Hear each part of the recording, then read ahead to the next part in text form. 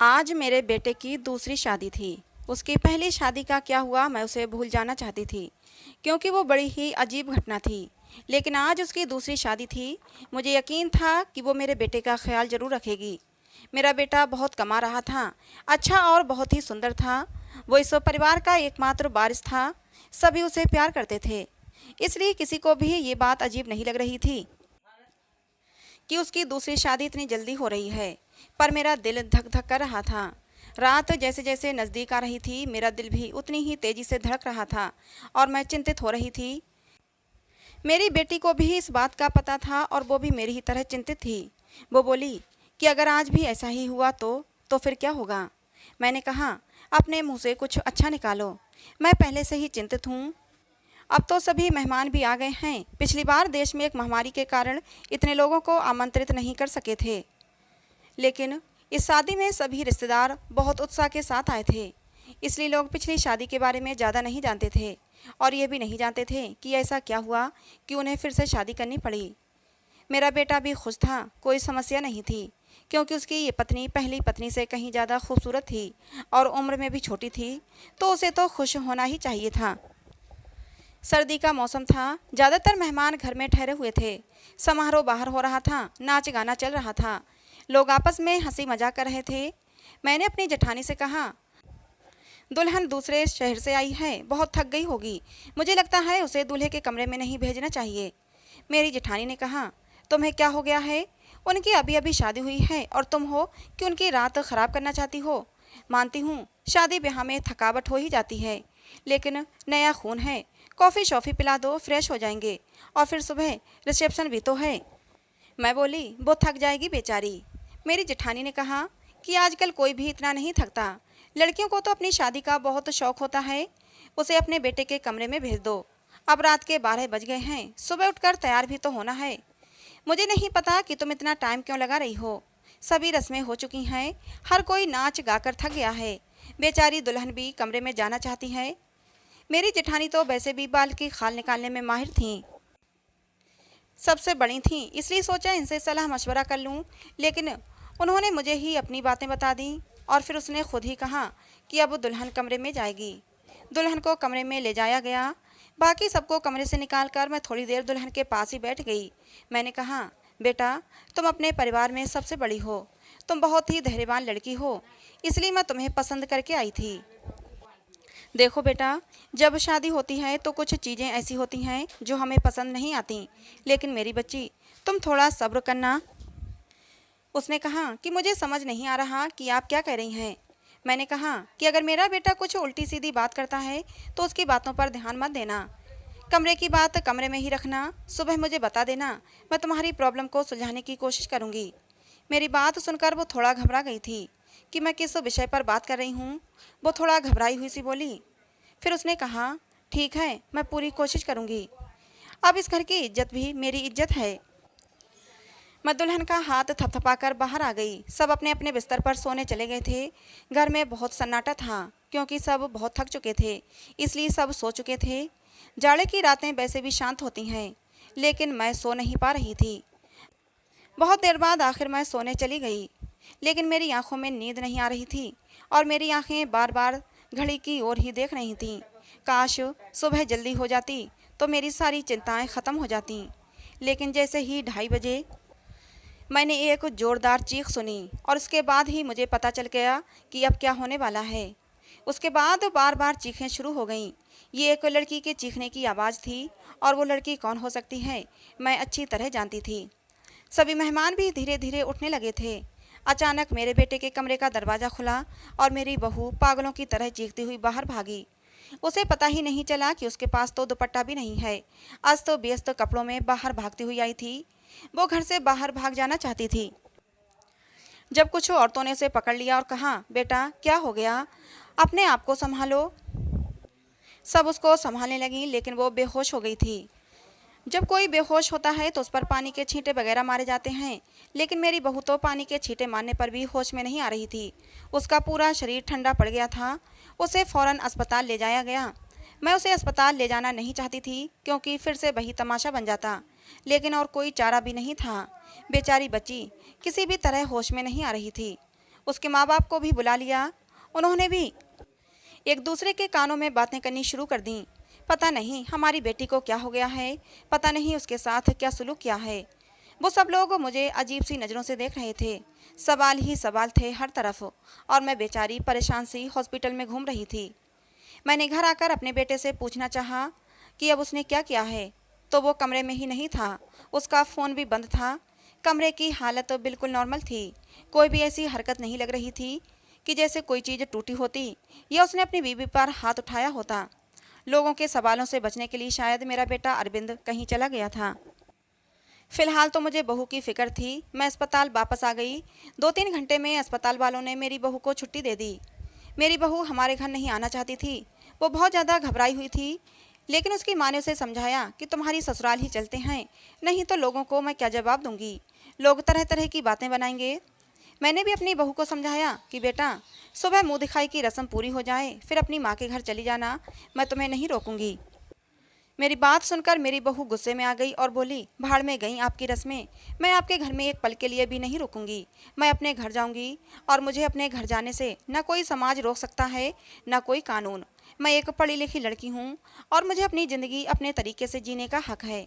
मुझे आपके बेटे के साथ एक पल भी नहीं रहना। मेरी बहू ने अपना फैसला सुना दिया था। मैं चुपचाप आंखों में आंसू लिए उसे देखती रही। ये तो पहले भी हो चुका था, जब अरविंद की पहली शादी हुई थी। मेरी पहली बहू के साथ भी वही हुआ था। वो मेरी पसंदीदा लड़की थी। वो मेरी बेटी की दोस्त थी और वो उसे बहुत पसंद करती थी। वो उसे बहुत खुशी के साथ घर लेकर आई थी। इन लोगों ने हमारा बहुत सहयोग किया था। वो एक अमीर पिता की बेटी थी। वो बहुत अच्छी लड़की थी। मुझे भी उसका घराना अच्छा लगता था। कुछ ही दिनों में मैंने महसूस किया था कि जैसे वो अरविंद को पसंद करने लगी है, और शायद इसीलिए रिश्ता भेजा गया था। लेकिन शादी के बाद उसके साथ भी ऐसा ही हुआ था। शादी की पहली रात वो भी चिल्लाते हुए कमरे से बाहर भागी थी, और उसके बाद मेरे बेटे की शक्ल देखने से भी मना कर दिया था। सबने उसे बहुत समझाया कि बेटा, अपनी ज़िंदगी के बारे में तो सोचो, लेकिन उसने कहा कि मेरी ज़िंदगी तो बर्बाद हो गई है।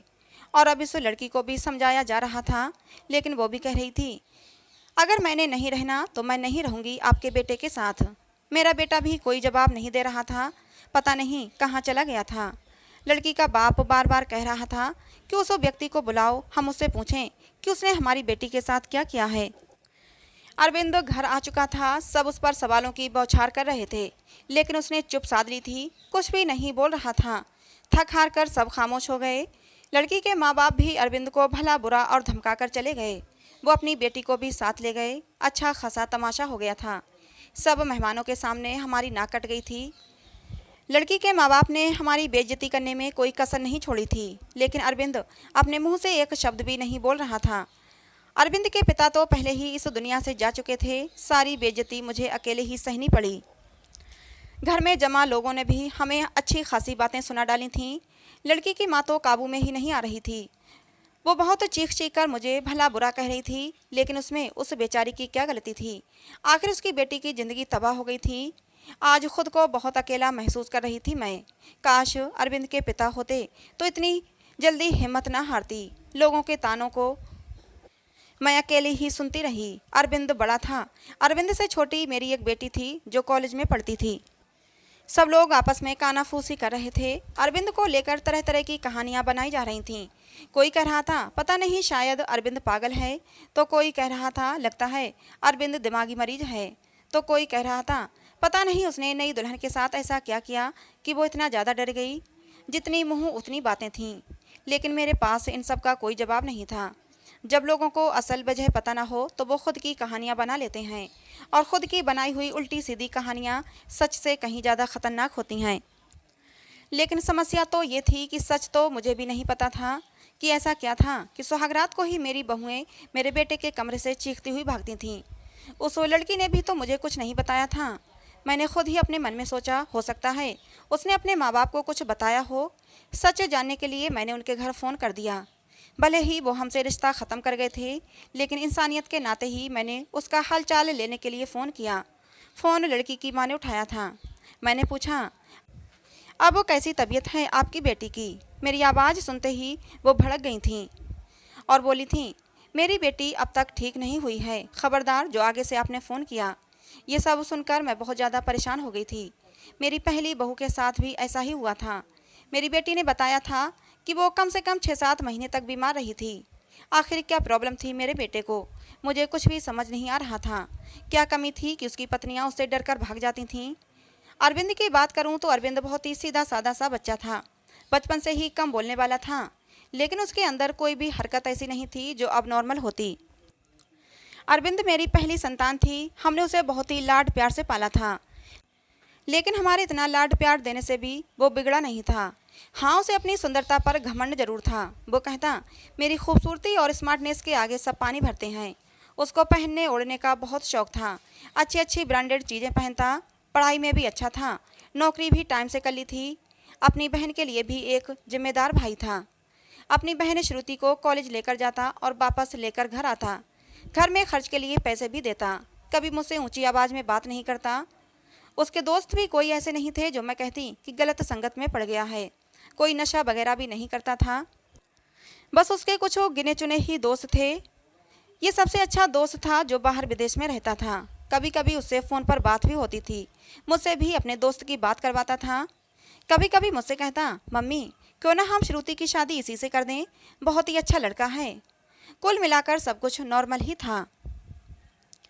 लेकिन ये जो 2 बार हुआ ये बिल्कुल भी नॉर्मल नहीं था। पता नहीं मेरे बेटे में क्या कमी थी। ऐसा क्या करता था अपनी पत्नियों के साथ कि वो भाग जाती थीं। दिन धीरे धीरे आगे सरकते गए। अरविंद थोड़ा नॉर्मल हो चुका था। अब वो घर में थोड़ी बहुत बात भी करने लगा था। इस बार मैंने सोचा कि अरविंद की तीसरी शादी कराऊं और ऐसी लड़की से कराऊं जो मुझे बताए कि आखिर सुहागरात के कमरे में अरविंद ऐसा क्या करता है कि दुल्हन भाग जाती है। अरविंद की दूसरी दोनों पत्नियों से तलाक हो चुकी थी। मैं ये भी चाहती थी कि ये जो बहू आए वो मेरे घर में ही रहे, यहाँ से भाग कर न जाए। मैं किसी की ज़िंदगी बर्बाद करना नहीं चाहती थी, क्योंकि मैं भी एक बेटी की माँ थी और मैं ये अच्छी तरह से जानती थी कि तलाक का धब्बा एक लड़की के लिए कितनी बड़ी बदनामी होता है। मैं बहुत सोच विचार के बाद इस नतीजे पर पहुंची कि मैं अरविंद की शादी एक शादीशुदा औरत से करवाऊंगी, जिसकी पहले से शादी हो चुकी हो और वो तलाकशुदा हो या फिर विधवा हो। और जल्दी ही मुझे ऐसी लड़की मिल भी गई। लड़की वालों को भी शादी की जल्दी थी, इसलिए उन्होंने भी ज़्यादा छानबीन नहीं की। लड़की कम उम्र थी, लेकिन बहुत ज़्यादा सुंदर नहीं थी, बस ठीक ठाक थी। दुबली पतली और सामान्य से नाक नक्शे की लड़की थी। मैंने लड़की वालों को बताया कि मेरे बेटे की एक शादी हो चुकी है और मेरे बेटे की पत्नी कुछ समय ही रही, फिर वो छोड़कर चली गई थी। थोड़ा बहुत झूठ बोलना पड़ा, क्योंकि सच बताने की स्थिति में मैं बिल्कुल नहीं थी। लड़की वाले शादी के लिए राजी हो गए थे। मैंने अरविंद को लड़की की फ़ोटो दिखाई तो उसने शादी से साफ इनकार कर दिया। बोला, मुझे नहीं करनी शादी, इतनी आम से शक्ल सूरत की लड़की है, मुझे इससे शादी बिल्कुल नहीं करनी। अरविंद की बात सुनकर मैंने उसे डांटते हुए कहा था, चुप हो जा, जिस तरह की तेरी हरकतें हैं उन हरकतों के चलते तो तेरी कभी भी शादी नहीं होनी चाहिए। लेकिन मैं एक माँ हूँ ना, इसलिए सोचती हूँ कब तक बैठी रहूँगी और तेरा ध्यान रखूँगी। मेरे जाने के बाद कोई तो ऐसा हो जिसके साथ तू अपनी ज़िंदगी गुजार सके। बोलते बोलते मेरी आंखों में आंसू आ गए। मेरी आंखों में आंसू देखकर अरविंद चुप हो गया। शादी के लिए रजामंदी दे दी और उठकर कमरे में चला गया। कहीं ना कहीं अरविंद के दिल में चोर जरूर था। वो मुझसे नज़रें चुरा रहा था। लेकिन इस बार मैंने भी तय कर लिया था कि मैं सच जानकर रहूँगी। मैंने पहले ही सोच लिया था कि इस बार मैं लड़की को अपने भरोसे पर ले लूँगी, लेकिन उसे ये नहीं बताऊँगी कि पहले उसकी पत्नियाँ डरकर भाग गई थीं। उसे प्यार से समझा दूँगी, उसे भरोसा दिलाऊँगी कि अगर कुछ ऐसी वैसी बात है तो मुझे बताए, मैं उसकी समस्या का समाधान करूँगी। पर इस बार शादी का प्लान बहुत ही सादगी से करने का था और फिर मैंने बहुत ही सादगी से अरविंद की शादी कर दी। लड़की का नाम रश्मि था, बहुत ही प्यारी बच्ची थी। मेरी बेटी ने मना भी किया था कि मम्मी रहने दें, भाई को भाई के हाल पर छोड़ दें, लेकिन मैंने उसे समझाया था कि बेटा, हो सकता है तेरे भाई के साथ कुछ मसला हो जिसे सुलझाना हमारा फ़र्ज है। खैर, शादी निपट गई। इस बार मैंने ज़्यादा मेहमानों को नहीं बुलाया था। घर में कुछ ही मेहमान थे जो कि मेरे रिश्तेदार नहीं बल्कि मेरे कुछ जानने वाले थे।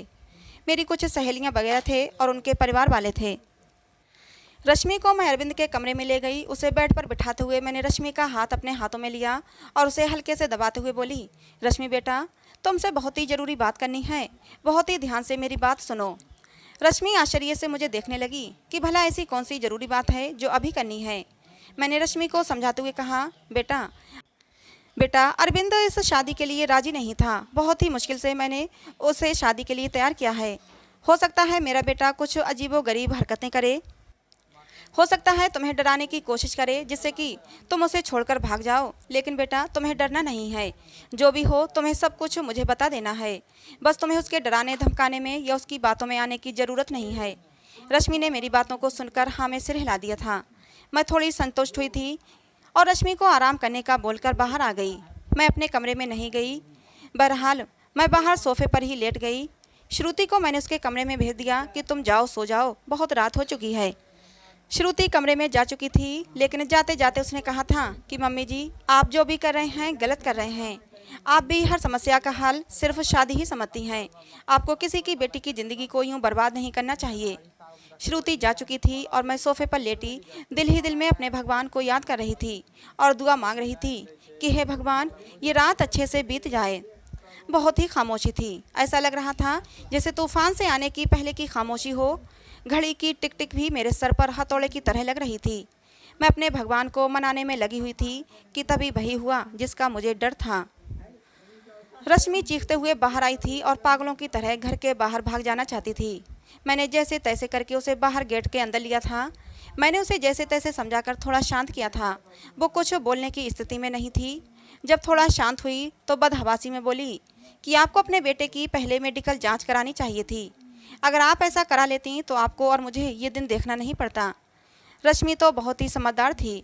उसके पास तो कोई दूसरा ऑप्शन भी नहीं था। वो तो हर हाल में इस शादी को निभाने की सोचती।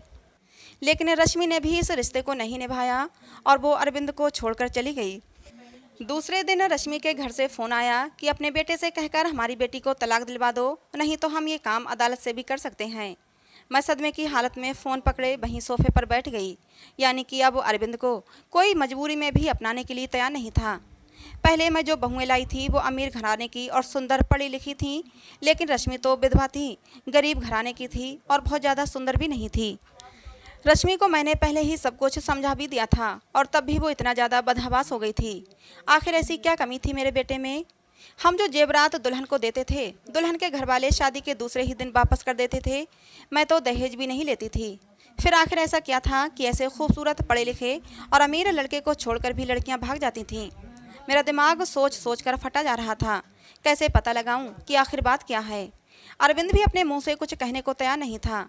जब भी इस बारे में कुछ बात करने की कोशिश करती तो वो उठकर बाहर चला जाता, मुझे बात करने का मौका ही नहीं देता। लेकिन अब मैं हर वक्त तो अरविंद पर नज़र रखने लगी थी, उसकी एक एक हरकत पर ध्यान देती। शायद कुछ तो ऐसा सबूत मिले जिससे मैं सुराग लगा सकूं, सच जान सकूं कि आखिर सच्चाई क्या है। लेकिन उसके हाव भाव से कभी ऐसा लगा ही नहीं कि उसमें कुछ अबनॉर्मल भी है। एकदम नॉर्मल लड़कों की तरह था जैसे और लड़के होते हैं। एकदम नॉर्मल लड़कों की तरह था जैसे और लड़के होते हैं। मुझे कोई भी रास्ता दिखाई नहीं दे रहा था। एक दिन तंग आकर मैंने अरविंद के दोस्त को फ़ोन लगाया, उसी विदेश में रहने वाले दोस्त को। मैंने पूछा, नितिन, तुम अरविंद के इकलौते दोस्त हो जिससे अरविंद अपने दिल की सारी बातें करता है। मुझे अरविंद के बारे में सब कुछ बताओ। उसने अपने जीवन के बारे में तुम्हें ज़रूर कुछ ना कुछ बताया होगा।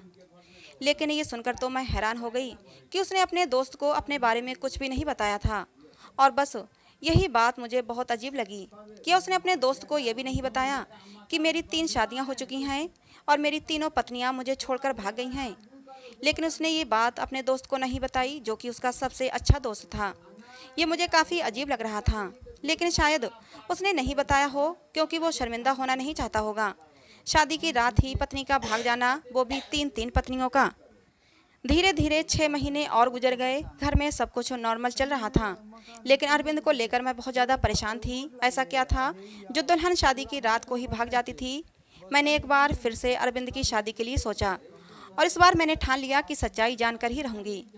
इस बार मैंने लड़की को सब कुछ बता दिया, कुछ भी नहीं छुपाया। और लड़की भी किसी ऐसे घर से लाई थी जिसे शादी की सख्त ज़रूरत थी, क्योंकि ये लोग बहुत ही गरीब थे और उसके घर में उसके 2 छोटे भाई थे।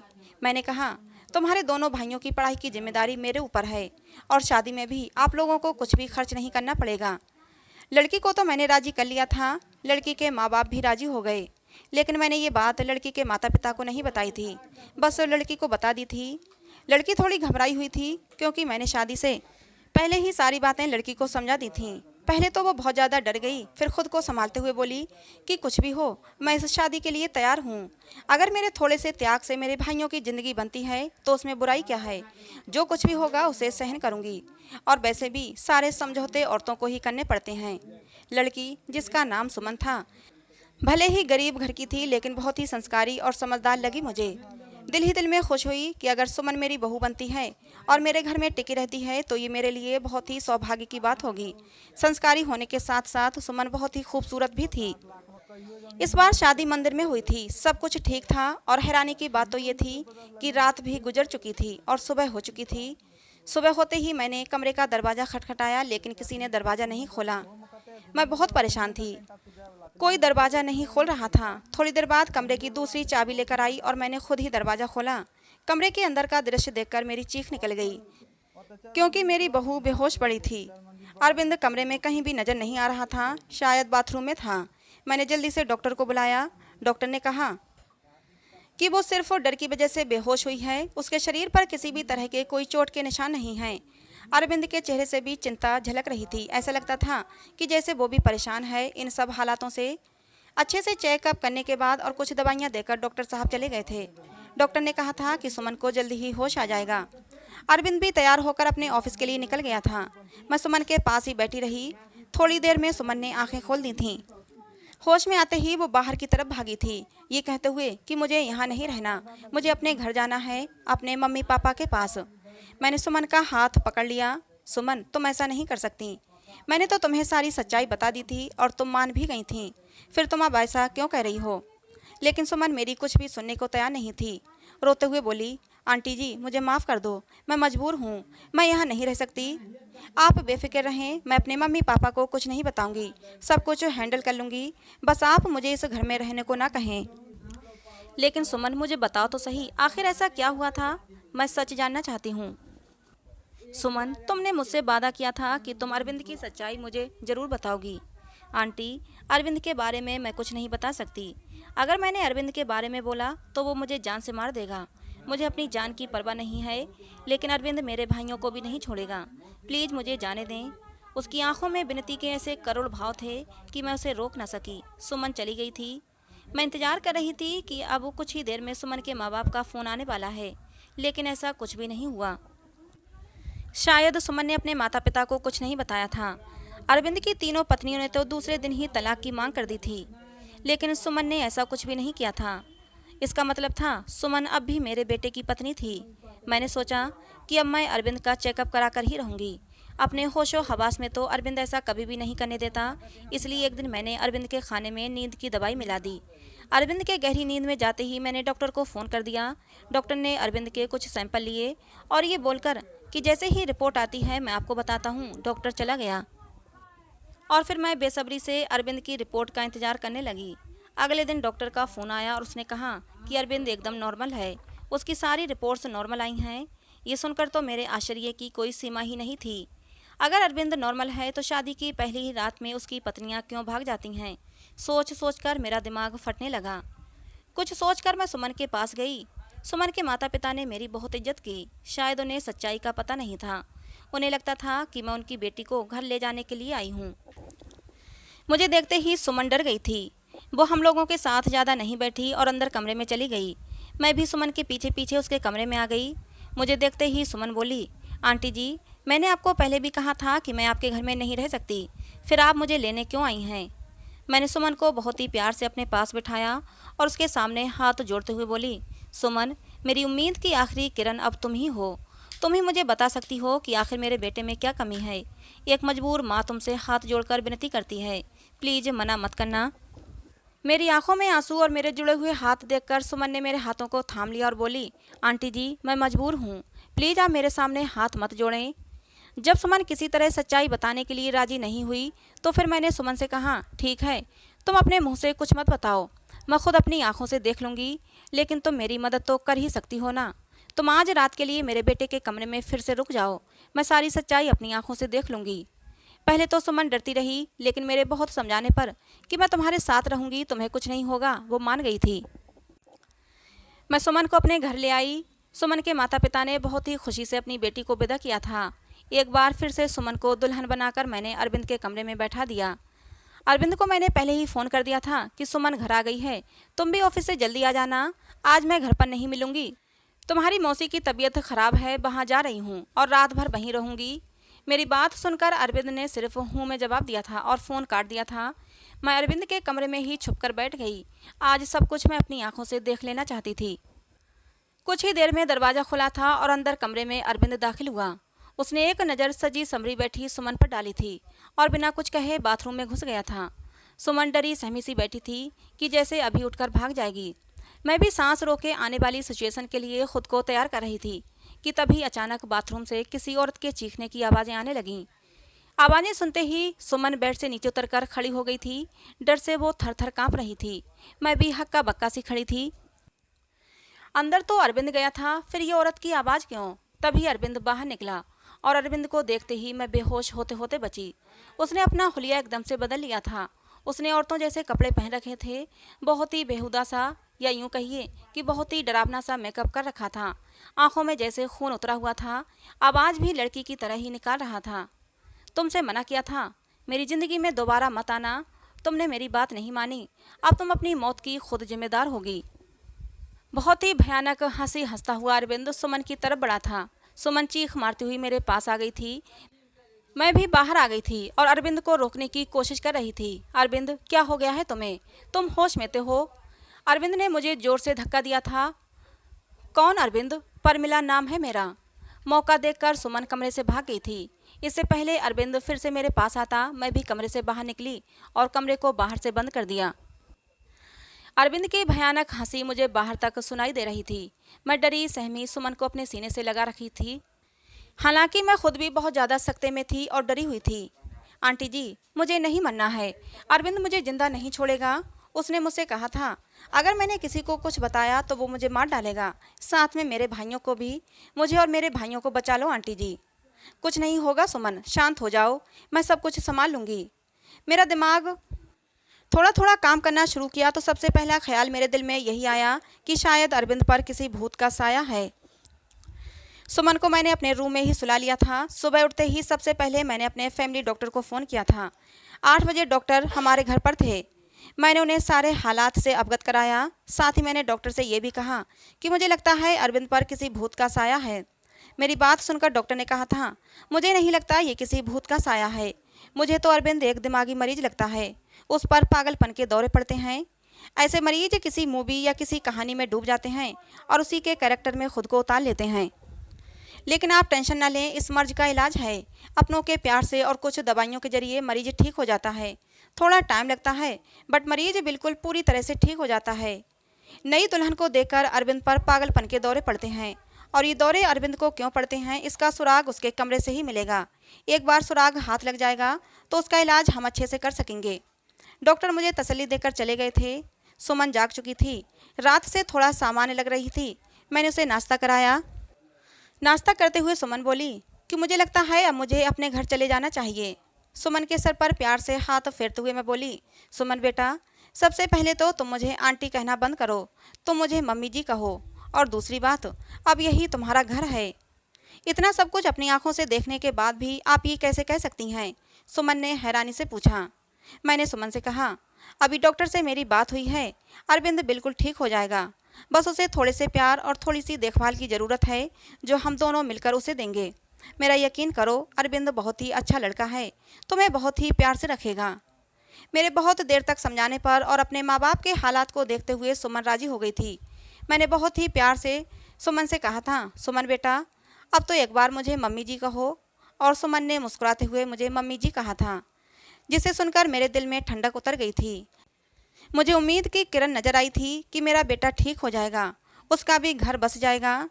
10 बजे के करीब अरविंद के दरवाजे पर खटखट की आवाज़ आई थी। मैंने कांपते हाथों से दरवाज़ा खोला था। सुमन को मैंने अपने कमरे में भेज दिया था। अरविंद एकदम तरोताज़ा तैयार खड़ा था। मुझे देखते ही नाराज़गी से बोला, क्या मम्मी जी, मेरा दरवाज़ा बाहर से बंद किसने कर दिया? मुझे ऑफिस के लिए लेट हो रहा है। मैंने एकदम नॉर्मली ही बात की थी। बोली, पता नहीं बेटा कैसे बंद हो गया, चलो तुम नाश्ता कर लो। मैंने उस पर कुछ भी जाहिर नहीं होने दिया। अरविंद ने नाश्ता किया और ऑफिस के लिए निकल गया। अरविंद के ऑफिस से निकलते ही सबसे पहले मैं अरविंद के कमरे में गई और उसकी तलाशी ली। मुझे ज़्यादा मेहनत नहीं करनी पड़ी। सामने ही बेड पर मुझे कुछ किताबें दिखीं। सुमन भी अब मेरे पास आ चुकी थी। सारी किताबें सेम थीं। सब किताबों में एक ही उपन्यास था, जिसमें कोई परमिला नाम की लड़की थी। शादी की रात ही उसके पति ने उसे कमरे से धक्के देकर बाहर निकाल दिया था और अगले ही दिन दूसरी दुल्हन ले आया था। परमिला धीरे धीरे दिमागी मरीजा बन गई थी। दुल्हन को देखते ही उस पर दौरे पड़ने लगते थे। अब तो किसी शादी में दुल्हन को देखती तो उसे मारने के लिए भागती थी। परमिला के ससुराल वालों ने उसे पागल घोषित कर दिया था और उसे उसके मायके भेज दिया था। दुल्हनों को देखकर परमिला का पागलपन कम नहीं हुआ था और परमिला के कैरेक्टर में ही अरविंद ने खुद को उतार लिया था। मैंने डॉक्टर को फ़ोन करके सारी बातें बताईं। डॉक्टर ने कहा कि आप लोग बिल्कुल भी ना घबराएं, मैं कुछ दवाइयाँ दूंगा और जो उपन्यास अरविंद पढ़ता है वो सारी किताबें आप रूम से बाहर निकाल दें। धीरे धीरे प्यार से अरविंद को समझाना पड़ेगा, उसे परमिला के कैरेक्टर से निकालना पड़ेगा। धीरे धीरे डॉक्टर की दवाइयों से और सुमन और मेरी मेहनत से अरविंद ठीक होने लगा था। सुमन अरविंद के सामने सिंपल सी रहती थी, कोई भी बनाव श्रृंगार नहीं करती थी। अरविंद के व्यवहार में बहुत बदलाव आने लगा था। उसकी आंखों में अब मैंने सुमन के लिए प्यार देखा था। सुमन कहीं भी जाती अरविंद की निगाहें उसका पीछा करती थीं। अरविंद का इलाज चलते आज 3 महीने हो चुके थे। सुमन ने जिस मेहनत और लगन से मेरा साथ दिया था उसकी मैं कायल हो गई थी। कोई बहुत ही अच्छे कर्म किए होंगे जो मुझे सुमन जैसी बहू मिली। सुमन अब भी मेरे साथ मेरे कमरे में ही सोती थी, लेकिन आज मैंने सोच लिया था कि सब कुछ फाइनल हो जाना चाहिए। मुझे पूरा विश्वास है कि अब अरविंद बिल्कुल ठीक हो चुका है। मैंने सुमन से कहा कि सुमन, आज तुम्हें आखिरी कदम और उठाना पड़ेगा। इसके बाद तुम्हारी ज़िंदगी में खुशियाँ ही खुशियाँ होंगी। सुमन नासमझी से मेरी तरफ देखने लगी। फिर मैंने उसे समझाया कि सुमन, आज तुम्हें दुल्हन बनकर अरविंद के कमरे में बैठना होगा। मेरी बात सुनकर सुमन डर गई थी, लेकिन फिर जल्दी ही संभल भी गई। शायद उसे भी यकीन था कि अरविंद अब ठीक हो चुका है। वो भी अरविंद की प्यार भरी नज़रों को समझ चुकी थी। सुमन, तुम्हें डरने की कोई ज़रूरत नहीं। तुम दरवाज़ा खुला रखना। दरवाजे के बाहर ही मैं खड़ी रहूँगी जब तक कि तुम दोनों के बीच में सब कुछ ठीक नहीं हो जाता। जैसे ही तुम्हें कुछ गलत लगे तो फ़ौरन बाहर भाग आना। रात को अरविंद के आने से पहले ही मैंने सुमन को दुल्हन की तरह सजाया। अरविंद के बेड को भी बहुत ही खूबसूरती से सजाया था मैंने। अरविंद के आने का टाइम हो गया था। मैंने सुमन को सजे सजाए बेड पर बिठा दिया और बाहर आ गई। थोड़ी देर में अरविंद भी आ चुका था। खाना खाते हुए अरविंद की निगाहें इधर उधर कुछ ढूंढ रही थीं। मैं समझ गई थी कि अरविंद किसे ढूंढ रहा है, लेकिन मैं अनजान बनी रही। कुछ देर में अरविंद खुद ही बोला, मम्मी, सुमन कहीं दिखाई नहीं दे रही, क्या कहीं गई हुई है? मेरे बोलने से पहले ही श्रुति बोल पड़ी, भैया, भाभी तो आपके ही। इससे पहले कि श्रुति अपनी बात पूरी करती मैंने उसे चुप करा दिया। मैंने मुस्कुराते हुए कहा, अरविंद, तुम पहले खाना ख़त्म करो, उसके बाद अपने कमरे में जाओ तो तुम्हें अपने सवाल का जवाब मिल जाएगा। खाना खाने के बाद अरविंद अपने कमरे में चला गया। मेरा दिल ज़ोरों से धड़क रहा था। अब पता नहीं क्या होने वाला है। हे भगवान, सब कुछ ठीक हो। मैं भी अरविंद के पीछे पीछे चली और बाहर गेट पर ही रुक गई। मैं अंदर कान लगाकर सुनने की कोशिश कर रही थी कि अंदर सब कुछ ठीक तो है। खड़े खड़े मुझे काफ़ी देर हो गई थी, लेकिन अभी तक अंदर शांति थी। और फिर कुछ ही देर में मुझे सुमन और अरविंद की सरगोशियाँ सुनाई देने लगीं, लेकिन प्यार में डूबी हुई सरगोशियाँ। मैं मुस्कुरा दी। मेरे अंदर तक सुकून उतर गया। मैंने मन ही मन भगवान को धन्यवाद दिया और अपने कमरे में आ गई और सुकून से लेट गई। सुबह मेरी आंख देर से खुली। जल्दी जल्दी उठकर किचन की तरफ भागी तो सुमन को किचन में पहले से मौजूद पाया। मुझे देखकर सुमन के चेहरे पर मुस्कुराहट आ गई। सुमन की झुकी हुई नज़रें और शर्मीली मुस्कुराहट से ही मैं पहचान गई कि सब कुछ ठीक है। मैंने प्यार से सुमन के माथे को चूमते हुए कहा, सुमन बेटा, तुम इतनी सुबह किचन में क्या कर रही हो? सुमन थोड़ा शर्माते हुए बोली, मम्मी जी, वो अरविंद को कॉफ़ी चाहिए थी, वही बना रही थी। सुमन को कॉफ़ी बनाता छोड़कर मैं बाहर हॉल में आ गई और सोफे पर बैठकर मैंने आंखें बंद कर लीं। आज मेरे अरविंद के और सुमन के जीवन में खुशियाँ ही खुशियाँ थीं। भगवान मेरे परिवार को किसी की नज़र ना लगे। तो दोस्तों, आपको हमारी ये कहानी कैसी लगी कमेंट बॉक्स में ज़रूर बताना। पसंद आई हो तो प्लीज़ लाइक करना। ऐसी और कहानियों के लिए हमारे चैनल को